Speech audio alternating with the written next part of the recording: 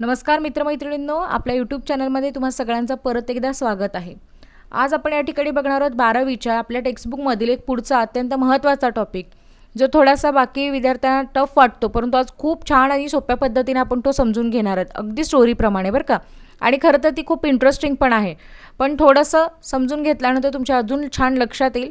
तर ती स्टोरी आहे द न्यू ड्रेस. आता द न्यू ड्रेसचे लेखक जे आहेत त्या आहेत व्हर्जिनिया वुल्फ. आता या लेखिकेचा जन्म जो झालेला आहे तो 25 जानेवारी इन 1882. 18 सेंचुरीमधले हा लेखिका असूनसुद्धा यांचं जे लेखन आहे ते इतकं आउटस्टँडिंग किंवा डॅशिंग अशा पद्धतीच्या या लेखिका होत्या की त्यांच्या त्या लिखाणाला 19व्या शतकातले सगळे लेखकसुद्धा इन्फ्लुअन्स असे होते. यांनी त्यांच्या या स्टोरीमध्ये द न्यू ड्रेसमध्ये एक अशी स्टोरी मांडलेली आहे ज्याच्यामध्ये एक मिडल एजची लेडी आहे आणि ती तिचे सगळ्या जे काही गोष्टी आहेत लाईफमधल्या त्या निगेटिव्ह टर्म्समध्ये घेते. आता त्याला कोणत्या गोष्टी जबाबदार आहेत या सगळ्या ज्या काही गोष्टी आहेत त्या कथानकाच्या रूपाने लेखिकेनं आपल्यासमोर मांडण्याचा प्रयत्न केलेला आहे. आता मी सगळ्यात आधी सांगू इच्छिते की ही जी स्टोरी आहे ते स्ट्रीम ऑफ कॉन्शियसनेसवरती बेस आहे. स्ट्रीम ऑफ कॉन्शियसनेस म्हणजे काय की आपण बऱ्याचदा बघतो की सबसे बडा रोग क्या कहेंगे लोग. म्हणजे यामध्ये कसं होतं की आपण एखादी गोष्ट करतो किंवा नवीन काही एखादा ड्रेस असेल म्हणा किंवा एखादा विचार असेल म्हणा, एखादी फॅशन म्हणा, कुठलीही कृती, कोणताही विचार हे लोकांसमोर मांडण्याआधी किंवा आपल्या अंमलात आणण्या अगोदर आपल्या डोक्यामध्ये जे विचार सुरू असतात की लोक काय म्हणतील, लोक हे कशा पद्धतीने घेतील, हे जे आणि ह्या प्रश्नांना उत्तर आपण स्वतःच देत असतो की मी अशी रिॲक्ट होईन किंवा मी असा रिॲक्ट होईन या गोष्टी बाबतीत. हे जे काही सगळं आपल्या डोक्यामध्ये सुरू असतं आपलं विचारचक्र, याला स्ट्रीम ऑफ कॉन्शियसनेस म्हणतात. म्हणजे हे तिचं स्वतःबरोबर चाललेला सगळा जो काही विचाराचा द्वंद्व आहे ते या पाठामध्ये सांगितलेलं आहे. त्यामुळे थोडंसं विद्यार्थ्यांना हे समजून घेताना किचकट वाटतं, पण ते काळजी करू नका, पण खूप छान आणि सोप्या पद्धतीने समजून घेतलेलं आहे. पण आता आपल्या लेसनला सुरुवात करण्या अगोदर यातले कॅरेक्टर्स आधी समजून घेऊयात, ठीक आहे, म्हणजे मग तुमच्या लक्षात येईल मुलांनो. हां, तर आता बघा मुलांनो, या ठिकाणी आपली पहिली कॅरेक्टर आहे जी यातली मेन कॅरेक्टर आपण म्हणू शकतो, ती आहे मेबल. ही मी सांगितलेली एक मिडल एज लेडी आहे, तिला 2 मुलं आहेत, छान परिवार आहे अशी असणारी ही आहे. परंतु हिला ना हिचा जो एक ओव्हर थिंकिंग ज्याला आपण म्हणतो ते खूप जास्त असल्या कारणामुळं ही बऱ्याचदा अडचणीत येते. त्याच्यानंतरचा पुढचा कॅरेक्टर आहे क्लॅरिसा डॉल्वे. आता या ठिकाणी तुम्ही बघू शकत असाल तर ही जी लेडी आहे तिने ही पार्टी अरेंज केलेली आहे. पुढची आहे मिसेस बार्नेट. आता ही जी बार्नेट आहे ती मिसेस डॉल्वेची कोण आहे, मेड आहे. आता हिच्यामुळे थोडीशी सुरुवात झाली. खरं तर हा एक पार्टीचा किस्सा आहे. या पार्टीमध्ये मेबल जाते आणि मग त्याच्यानंतर बार्नेट आणि तिच्यामध्ये एक किंचितसा स्लाईट असं एक संभाषण होतं आणि मग बार्नेटकडूनच ही गोष्ट काय होते या ठिकाणी सुरू होते. आता ही आहे मिसेस बार्नेट. त्याच्यानंतर आहे रोज शॉ. आता ही जी पूर्ण पार्टी आहे या पार्टीमधील एक आयकॉनिक पर्सनॅलिटी ज्याला आपण म्हणतो तर ती ही आहे रोज शॉ. म्हणजे थोडक्यात काय एकदम युनिक आणि ज्याला आपण म्हणतो की हिरोईन म्हणा हरकत नाही, तर पूर्ण सेंटर ऑफ अट्रॅक्शन या पार्टीचं म्हणजे ही रोज शॉ असते.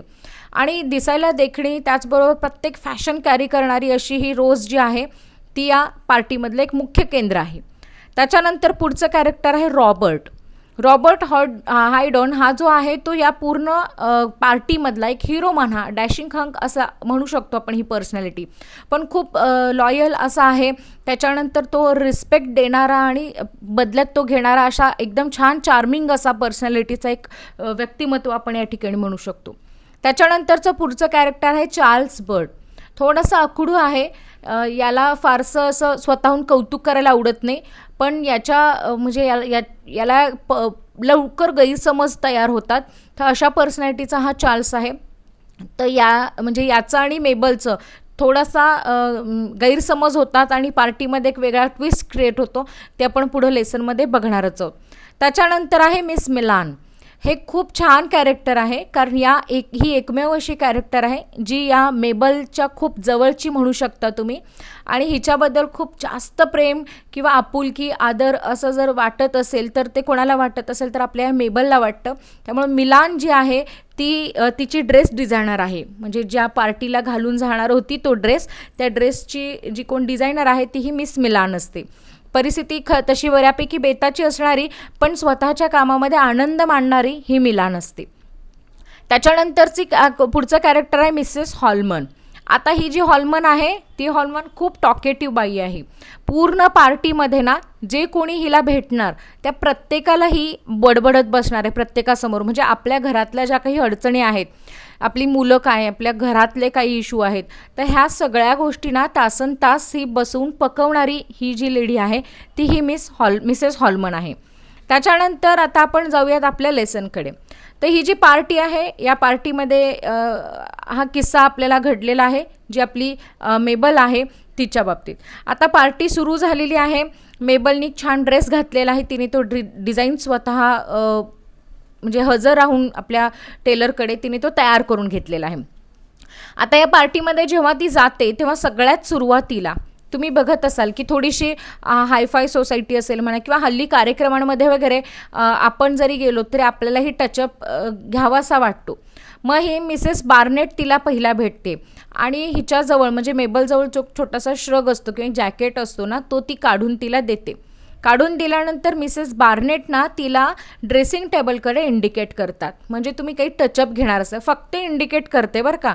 पण आपल्या मेबलला काय वाटतं की बहुतेक हिचा अवतार खूपच खराब झालेला आहे आणि ही दिसायला तशी फारशी काही बरी दिसत नाही आणि म्हणून कुचकटपणाने आपल्याला मिसेस बार्नेटनी आरशाकडे पोट दाखवलेलं आहे. पण त्याकडे सपशेल ती दुर्लक्ष करते आणि काय करते, पार्टीमध्ये जाते. पार्टीमध्ये गेल्यानंतर मिसेस डॉल्वेला ती भेटते आणि एका कोपऱ्यामध्ये जाऊन बसते. आता तिथं बसल्यानंतर ते पार्टीमध्ये जे कोण इतर लोक आलेले आहेत त्या लोकांचं ती निरीक्षण करते आणि तिला असं वाटतंय की आपण उगीचच काय केला, हा ड्रेस बनवून घेतला, इतकी मेहनत केली, आपण हे जे काही सगळं केलं ते सगळं वाया गेलं. कारण तिला माहिती होतं की हा ड्रेस जो आहे तो तयार होण्यासाठी तिला किती वेळ लागलेला होता. आणि जेव्हा ती त्या ड्रेसिंग रूममध्ये बसलेली असते की नाही मिसेस डॉल्वेच्या, त्या बसल्यानंतर ना तिथं त्या ड्रेसिंग रूममध्ये ड्रॉइंग रूममध्ये बसल्यानंतर ना तिला लक्षात येतं, तिला रिअलाईज होतं एका गोष्टीबद्दल की जेव्हा ती या ठिकाणी मिसेस मिलानच्या घरी गेलेली असते, म्हणजे जी टेलर आहे ना तिच्या घरी गेलेली असते, तेव्हा तिचं घर खूप छोटं आणि कंजस्टेड असतं. तिथं बसल्यानंतर त्या मेबलला ना त्या मिलानबद्दल असं वाटतं की अरे काय हे किती जुनं फर्निचर आहे आणि घर तर किती छोटं आहे, असा विचार तिच्या मनामध्ये येतो. खरं तर वस्तुस्थिती बघता त्या मेबलचं घर तर याहीपेक्षा घाणेरडं असतं, पण तिला त्या मिलानच्या घराबद्दल वाटतं. पण जेव्हा आता आपली मेबल मॅडम जेव्हा या ठिकाणी डॉल्वेनच्या ड्रॉइंग रूममध्ये बसलेली की नाही, तेव्हा ते लॅविश सगळं आउटलुक बघून ना तिला असं स्वतःला आपण जे त्या दिवशी बोललो किंवा मनातल्या मनात आपले विचार तसे आले त्याबद्दल तिला वाईटही वाटतं. म्हणजे आपली मेबल जी आहे तिला जे वाईट वाटतं ते आपण चुकलो आहोत याची सुद्धा जाणीव होते बरं का. त्याच्यामुळं तिच्या मनामध्ये ते विचार सुरू झाले. आता हा पार्टीचा धमाल किस्सा सुरू नेमका कधी झाला तो आपण बघूयात. मिसेस डॉल्वेनी इन्व्हिटेशन दिलं. आता इन्व्हिटेशन दिल्यानंतर सगळ्यात पहिली गोष्ट आपण त्यावेळी काय ड्रेस घालणार आहोत. मग हा ड्रेस कोणता घालायचा, काय घालायचं याबद्दल बरीच स्वतःशी चर्चा केल्यानंतर मेबल एका डिसिजनवरती येते की तिच्या आईच्या काळामध्ये असणारा जो एक फॅशन बुक जे असतं, मॅगझिन असतं, त्यामधले असे वेगवेगळे मॉडेल बघून ती एक ड्रेस चूज करते आणि ते ह्या मिलानला काय देते, शिवण्यासाठी इन्सिस्ट करते. आता मिलान जी आहे ती तो ड्रेस बनवते आणि तो छानही बसलेला असतो. अगदी मिलानना शेवटपर्यंत त्या ड्रेसला काय करण्याचा, डेकोरेट करण्याचा, सर्वोत्तम बनवण्याचा ती स्वतःच्या रीतीने प्रयत्न करते. पण आपल्या मेबलला ते बऱ्यापैकी कम्फर्टेबल वाटतच नाही. तिला असं वाटतं की त्या पूर्ण पार्टीमध्ये आपणच खूप घाणेरडे आणि अवतार करून आल्यासारखे दिसत होत. मग आता त्या पार्टीमध्ये जेव्हा ही आपली मेबल ड्रेस घालून उभी असते एका कडेला, तेव्हा तिकडे रोज शॉ येते. मगाशी मी म्हणाले तशी रोज शॉ एकदम पार्टीमध्ये आयकॉन असल्यासारखी, एकदम म्हणजे एकदम त्या पार्टीमधला जो सेंटर असल्यासारखी आहे. जेव्हा ती रोज शॉ तिला भेटते ते रोज शॉ तिला म्हणते की but my dear it's perfectly charming, असं ती तिला म्हणते बरं का. पण हे वाक्य ऐकल्यानंतर आपल्या मेबलला जे वाटायचं तेच वाटलं, कारण तिच्या सोयीनेच ती अर्थ घेत असे. तिला असं वाटतं की कदाचित रोज शॉ जी आहे ती ऑलरेडी इतकी सुंदर आणि उत्तम दिसते आणि आपल्याला मुद्दाम चिडवण्यासाठी किंवा आपल्याला खिजवण्यासाठी तिनं हे वाक्य म्हटलेलं आहे. झालं. मग तिच्या डोक्यामध्ये विचार सुरू होतात. तिला वाचायची खूप आवड आहे ना, त्याच्यामुळे तिला शेक्सपिअरचं एक वाक्य आठवतं की we are all like flies. मग आता ऑल लाईक फ्लाईज, मग आता त्या फ्लाईजमध्ये सुद्धा तिनं या ठिकाणी क्लासिफिकेशन केलं आहे बरं का. सगळे फ्लाईज आहेत, म्हणजे ज्या पार्टीमध्ये जे असणारे सगळे फ्लाईज आहेत आणि ते एका सॉसरच्या कडेला येण्याचा प्रयत्न करत आहेत. म्हणजे आपण किती ग्रेट आहोत या सगळ्या ह्याच्यामध्ये हे दाखवण्याचा प्रयत्न करतायत असं तिला जणू वाटतं हे सगळं बघितल्यानंतर. मग आता त्या फ्लाईजमध्ये पण बाकी सगळे ब्युटिफुल फ्लाईज आहेत आणि आपली मेबल जी आहे ती मात्र अगली आणि अगदी हाऊस फ्लाय ज्याला आपण म्हणतो की नाही तशी आहे असं तिला स्वतःला वाटायला लागतं.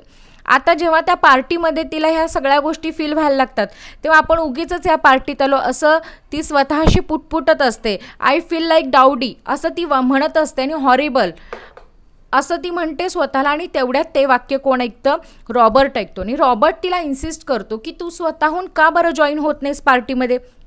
तू स्वतःला गरीब किंवा स्वतःला जर दोष देत बसलीस, तू स्वतःला जर परफेक्ट समजणार नाहीस तोपर्यंत तुला कुणीही किंमत देणार नाही. त्यामुळे तू स्वतः त्यांच्यामध्ये जॉईन हो, त्यांचे विचार तू ऐक, तुझे विचार तू त्यांच्याशी शेअर कर. त्यामुळे तुझ्या मिस्टेक्स काय आहेत हे तुला समजणार नाही आणि तुझ्या डोक्यातून जे काही तू विचार म्हणजे ज्याला आपण अतिविचार जे करतेस लोकांच्याबद्दल ते तुझे कमी होतील. तो तिला सल्ला छान देतो. पण हे ऐकल्यानंतर ना तिला परत असं वाटायला लागतं की नको, आपण या लोकांच्यामध्ये किंवा या मोठ्या किंवा नखरे करणाऱ्या लोकांच्यामध्ये मिसळल्यानंतर आपल्याला ते परत अजून आपल्या कमीपणाची जाणीव करून देतील. म्हणून ती मिलानच्या विचारामध्ये गळून गेली. आता मिलानचे विचार तिला करत असताना तिला असं स्वतःला वाटायला लागतं की हे लोक सगळे खोटे आहेत ज्या पार्टीमध्ये आहेत ते. आणि मिलानसारखी प्रेम करणारी प्रामाणिक काम करणारी माणसं या जगामध्ये खूप कमी आहेत असं तिला स्वतःला वाटायला लागतं. आणि तिच्या चेहऱ्यावरती काय व्हायला लागलं, ते मिलानबद्दल विचार करताना हसू यायला लागलं. आता तुम्ही बघा ॲनालिसिस केलं का, पूर्ण पार्टीमध्ये या ठिकाणी सगळं आहे, म्हणजे खाणं पिणं म्युझिक आहे, लोक आहेत, तिचा सगळा स्वतःचा मेकअप आहे, असं सगळं असतानासुद्धा आपल्या मेबलला मिलान आठवते. म्हणजे तिनं हे अप्रिशिएट केलं की मिलान ही खूप ग्रेट आहे, साधी आहे, आपल्या कामात खुश राहणारी आहे आणि सतत तिचा विचार तिच्या डोक्यामध्ये येतोय. मग आता हे सगळं तिच्या डोक्यात येत असताना तेवढ्यात ती तिच्या नादात आहे. तिच्या त्या ड्रेस तो डिझाईन करत असताना तिने कशा पद्धतीने तो स्टिच केलेला आहे, ते स्टिच करत असतानाची मेहनत, ह्या सगळ्या गोष्टी तिला आठवतात. आणि खरोखर जगामध्ये अशी पण माणसं आहेत का की लोकांचा इतका विचार करतात किंवा आपलं काम परफेक्ट करण्यासाठी ते इतकं झोकून देऊन काम करू शकतात. हे लोक एकीकडं आणि आपण किती ग्रेट आहोत हे अगदी म्हणजे म्हणजे अगदी तोंडाला असा मेकअप लावून वगैरे असं ढोंगीपणाने कसं काय बरं लोक काही अशी पण दाखवून देऊ शकतात. ह्या दोन्ही गोष्टींमध्ये तिच्या डोक्यामध्ये कंपॅरिझन सुरू असतं. आणि तेवढ्यामध्ये तिला रोज शॉकडं बघितल्यानंतर एका व्यक्तीची आठवण होते, ती म्हणजे बुडासिया. आता इथं उल्लेख केलेला आहे बरं का, पेज नंबर 47वरती जर तुम्ही बघितलं तर या ठिकाणी 4th पॅरेग्राफमध्ये एक 4th लाईन दिलेली आहे, त्याच्यामध्ये बुडासिया हा एक वर्ड आहे बघा. आता बुडासिया ही कोण आहे तर युरोपियन कंट्रीमधली म्हणजे पाश्चिमात्य देशातली एक एकदम शूरवीर अशी स्त्री होती. जसं आपल्या भारताच्या इतिहासामध्ये झाशीची राणी जी आहे लक्ष्मीबाई, तिच्याबद्दल जे विचार आहेत तेच बुडासियाबद्दल आहेत. म्हणजे रोज शॉकडं बघितल्यानंतर तिला खूप हेवा वाटतो की कसं काय बरं कोणी इतकं धाडसी आणि बोल्ड असू शकतं, डॅशिंग असू शकतं, म्हणजे सुंदर पण आहे आणि शिवाय ती तिचे विचार मुक्तपणे मांडू शकते. हे बरोबर नाही आहे, ते बरोबर नाही आहे, हे योग्य हे अयोग्य, हे असंच हवं ते तसंच हवं. कधी कधी कोणी इतकं कसं काय बरं नेटाने बोलू शकतं आणि हे मला कधी जमणार, हा विचारसुद्धा आपल्या मेबलला सतावतो. मग आता हे सगळं होत असताना तिच्या डोक्यामध्ये ह्या सगळ्या गोष्टी सुरू असताना तिला परत असं फील होतं की आपण सगळ्या कोणात फ्लाईज आहोत. आणि हे सगळे विचारत असताना ती त्याला डायव्हर्ट करण्यासाठी का पेंटिंगकडं बघत उभी आहे. आणि पेंटिंगकडं बघत असताना ती त्या पेंटिंगकडे बघून म्हणते की इट्स सो ओल्ड फॅशन, असं तिच्या तोंडातून वाक्य यायला आणि तिथून चार्ल्स येतो. चार्ल्सचा असा गैरसमज होतो की चार्ल्सलाच तिने ते वाक्य म्हटलेलं आहे. त्यामुळे चार्ल्स तिच्याकडे वर खाली बघतो. तिला असं वाटतं की बहुतेक आता चार्ल्स आपलं काहीतरी कौतुक करेल, आपल्याला काहीतरी कॉम्प्लिमेंट देईल, आपल्याला बरं वाटेल, म्हणजे चांगलं फील होईल, असं काहीतरी तो आपल्याबद्दल बोलेल असं वाटतं. पण तो तिच्याकडे बघून खरोखर आता हा मात्र तिला कुत्सितपणे बोललेला आहे, थोडंसं कुचकटपणे बोलतो. हा म्हणतो की मेबल्स गॉट अ न्यू ड्रेस, असं म्हटल्या मात्र तिला ते फील होतं की आणि मात्र आपल्याला काय केलेलं आहे, आपल्याला मुद्दामहून या गोष्टी काय केलेल्या आहेत, चुकीच्या पद्धतीनं बोललेल्या आहेत. मग हे जेव्हा तिला फील होतं तेव्हा तिला परत वाईट वाटतं, पण तिला त्याचं काही विशेष वाटत नाही, कारण तिला माहिती आहे की चार्ल्स हा खडूस आहे किंवा अखडू स्वभावाचा आहे, त्याच्यामुळे त्याच्याकडून आपण फारशी काही अपेक्षा ठेवू शकत नाही याची तिला जाणीव होते. आणि ती परत काय करते, आपल्या विचारामध्ये गडून जाते. तेवढ्यात तिच्या पुढे हॉलमन येते. आता मिसेस हॉलमन तिला भेटल्यानंतर मी मगाशी म्हणाल प्रचंड टॉकेटिव्ह बाई, अगदी असंबद्ध आणि कंटिन्युअस बडबडणारी बाई, जिच्या बडबडण्यामध्ये फक्त स्वतःच्या फॅमिलीबद्दल गोष्टी असतात. मग तिच्या किचनमध्ये काय, तिच्या गार्डनमध्ये काय झालं, आज तिच्या बाथरूममधला नळ कसा फुटला, तिचा मुलगा कसा पडला, तिची मुलगी कुठे गेली, त्यांचा अभ्यास काय, त्यांच्या हॉबीज काय, याबद्दल अखंड बडबड करणारी बाई तिला येऊन भेटते. आणि ती तिच्या बडबडण्यामध्ये याच सगळ्या गोष्टी सांगत असते. आता खरं तर मेबलला ह्या गोष्टी ऐकायच्या नाही आहेत, पण ती तिच्याकडं नुसतं बघते, पण तिच्या डोक्यामध्ये विचार मात्र या पार्टीतून बाहेर कसं जायचं किंवा इथले हा खोटेपणा कसा आहे याबद्दलच तिच्या डोक्यात विचार सुरू आहेत. पण चला आता तिला रिस्पॉन्स काय द्यायचा म्हणून मध्ये मध्ये कुठंतरी एके ठिकाणी ती म्हणते की so impossible to keep the boys quiet, असं ती म्हणता क्षणी हॉलमनला असं वाटतं की चला माझ्या एवढ्या सगळ्या सांगण्याला इतका छान रिस्पॉन्स दिला म्हणून ती परत सुरू होते. आणि ती परत सुरू झाल्यानंतर ती मान हलवते असं दाखवते आपली मेबल, परंतु या ठिकाणी तिला तिच्या बोलण्यामध्ये काहीही इंटरेस्ट नसतो. मग जसं थोड्या वेळाने लक्षात येतं मिसेस हॉलमनला की हिचं आपल्या बोलण्याकडं काहीच लक्ष नाही आहे, त्यावेळी तिथून हॉलमन निघून जाते. आता मगाचपासून आपण बघितलं की ही जी आपली हिरोईन आहे मिस मेबल, ती खूप निगेटिव्ह आहे असं वाटतं, हो की नाही आपल्याला. म्हणजे बऱ्यापैकी थोडंसं स्वतःबद्दलच निगेटिव्ह किंवा वाईट विचार डोक्यामध्ये येतात की आपण या लोकांच्याच कुठे तुलनेत नाही आहोत, किंवा अगदीच लोकांमध्ये तसं बघायला गेलं तर प्रत्येक व्यक्तीमध्ये वाईट छटा असतेच, हो की, परंतु ती एक छटा म्हणजे ते संपूर्ण माणूस नाही, नाही का. पण हे तिला स्वीकारताना थोडंसं अवघडल्यासारखं होतं. मग या पाठीमागं काहीतरी कारण असेलच की तिला एवढ्या मोठ्या आणि लॅविश पार्टीमध्ये तसं इतकं अवघडल्यासारखं का बरं होत असेल, त्या पाठीमागं काही पार्श्वभूमी आहे का, ते थोडंसं लेखकाने या ठिकाणी आपल्याला सांगितलेलं आहे. मुलांनो, समजताना सगळ्यांना आपण मी काय सांगते ते, हो की नाही. आता पुढे आपण तिच्या बालपणाबद्दल बघूयात. तिची आई जी होती ती फार कष्ट करणारी होती. घरामध्ये 10 लोक होते, त्या सगळ्यांचं करणं, मग काही गरजा भागवत असताना ओढाताण होणं, मग सतत ॲडजस्टमेंट करत राहणं. आणि या ॲडजस्टमेंटमुळं मग मेबलवरती स्वाभाविक आहे थोडाफार परिणाम तर हा होणारच होता.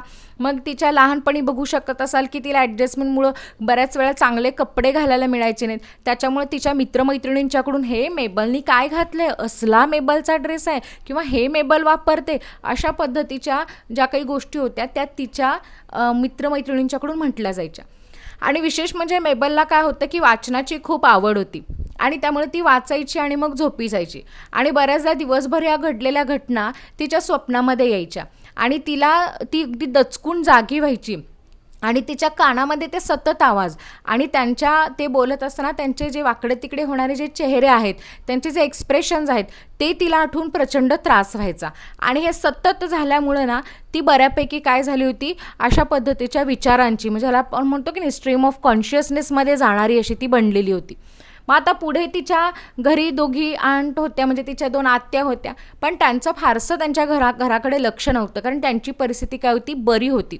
पण लेखकाने इथे एक वाक्य म्हटलेलं आहे की she was just like her aunts, पण ती मात्र तिच्या आंटींसारखी होती. आता तिचंही एक स्वप्न होतं की तिलाही एक ज्याला आपण म्हणतो की नाही जशी ड्रीम गर्ल असते तसा तिचाही कोणीतरी ड्रीम बॉय असणारच आहे. मग तिलाही वाटायचं की आपल्या भारतीय संस्कृतीमध्ये आपण लग्न करून यावं आणि एखादा पगडीवाला, कोणीतरी टर्बनवाला आपला पती असावा, नवरा असावा, असं तिला वाटायचं. पण ती इच्छा तिची काही पूर्ण झाली नाही. म्हणजे तिला लहानपणी तर ॲडजस्टमेंट करावी लागली, पण पुन्हा लग्न झाल्यानंतरही तिला ॲडजस्टमेंट करावीच लागली.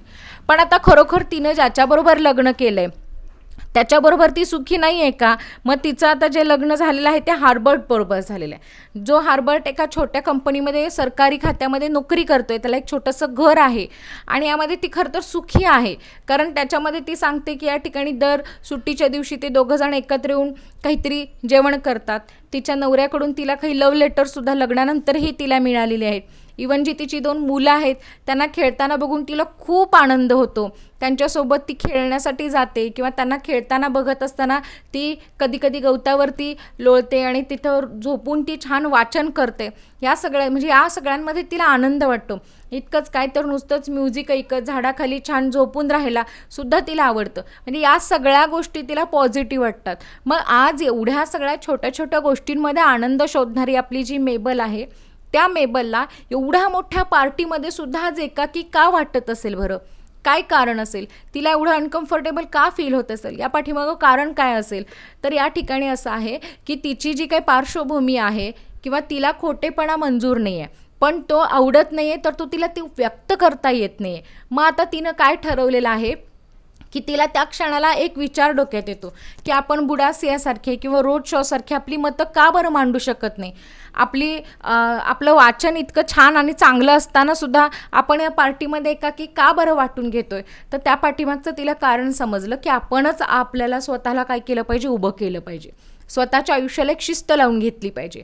मग ती त्या क्षणाला तिथं बसून ठरवते की आपण काय करायचं आहे. या ठिकाणी आपण दररोज या ठिकाणी म्हणजे लंडन लायब्ररीमध्ये जायचं आहे, छान पुस्तकं वाचायची आहेत.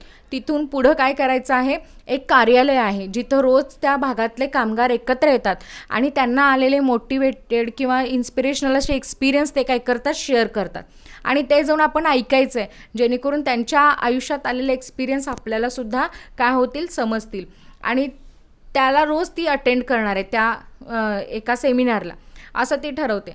आणि सगळ्यात महत्त्वाची गोष्ट ती म्हणजे जिला तो ड्रेस घातल्यानंतर मगाचपासून जे एक कॉम्प्लेक्शन, एक इनसिक्युअर वाटत होतं, त्यामुळे तिनं आता ठरवलेलं आहे की आपण काय करायचं आहे की युनिफॉर्म घालायचा. आता कोणता युनिफॉर्म घालायचा आहे? तर तिला काय व्हायचं आहे? नन व्हायचं आहे, सिस्टर व्हायचं आहे. ती असं ठरवते की मी जर असं ननसारखा किंवा सिस्टरसारखा जर युनिफॉर्म घातला किंवा मी जर नन झाले तर या ठिकाणी मला एक युनिफॉर्म घालायला मिळणार आहे आणि त्या युनिफॉर्ममुळं मी म्हणजे मला कुणीच जज करणार नाही आणि माझ्या विचारांना या ठिकाणी काय केलं जाणार आहे? महत्त्व दिलं जाणार आहे. आणि मी सुद्धा माझे विचार काय करणार आहे? ठामपणे मांडू शकणार आहे. तेव्हा माझ्या कपड्यांना किंमत नसणार किंवा माझ्या कपड्यांचं कोणी जजमेंट करणार नाही, तर माझ्या विचारांचं या ठिकाणी काय होणार आहे? विचार होणार आहे. हे ती त्या क्षणाला ठरवते आणि तिथं काय करते? स्वतःला आपल्याला तर कशा पद्धतीनं तयार करायचं आहे हे ती ठरवल्यानंतर त्या पार्टीमधून जाण्याचा ती विचार करते. आता हे सगळं तिचं ठरलेलं आहे म्हटल्यानंतर ती ताटकन उठते आपल्या त्या पार्टीतून आणि या ठिकाणी सगळ्या लोकांना त्या पार्टीमधला निरोप घेते. बरेच दिनं तिला थांबवण्याचा प्रयत्न करतात, पण ती म्हणते की मी खूप एन्जॉय केलेला आहे, आता तुम्ही एन्जॉय करा, मी निघते असं म्हणते. आणि जिन्यावरून उतरताना लाईज लाईज लाईज असं ती स्वतःशी म्हणते आणि ती ठरवते की आता मात्र मला स्वतःची जाणीव झालेली आहे आणि एका क्षणाचाही विलंब न करता मला स्वतःला काय करायचं आहे? आता या ठिकाणी स्वतःच्या मनाप्रमाणे जगायचं आहे आणि त्या पद्धतीने स्वतःला प्रेझेंट करायचं आहे. मला कुठल्याही कपड्यांच्या बाबतीत किंवा कुठल्या एका विशिष्ट ड्रेपरीमध्ये अडकून किंवा एखाद्या विशिष्ट सोसायटीचा गुलाम होऊन राहायचं नाही आहे, तर मलाही माझे स्वतंत्र विचार मांडण्यासाठीची एक जागा, एक कुवत निर्माण करायची आहे असं ती ठरवते आणि तिथून ती निघून जाते. आय होप की विद्यार्थी मित्रमैत्रिणींनो, तुम्हाला हा लेसन खूप छान पद्धतीने समजलेला असणार आहे. थोडासा किचकट वाटतो हा, परंतु तसा नाही आहे. तुम्ही या पद्धतीने जर स्टोरी टाईप समजून घेतलं तर याचे क्वेश्चन आन्सर तुम्हाला खूप छान पद्धतीने सोडवता येईल. मला असं वाटतं की तुम्हाला जर या व्हिडिओबद्दल काही अजून अपेक्षित असेल तर तुम्ही नक्की कमेंट करू शकता. या ठिकाणी व्हिडिओ आवडला असेल तर लाईक करा. माझ्या चॅनलवरती नवीन असाल तर सबस्क्राईब करायला विसरू नका, कारण इतर आपले अजूनही व्हिडिओ येणार आहेत, त्याचे नोटिफिकेशन्स तुम्हाला या ठिकाणी वेळोवेळी मिळत राहतील. चला तर मग पुन्हा एका नवीन टॉपिकला घेऊन भेटूयात. तोपर्यंत धन्यवाद.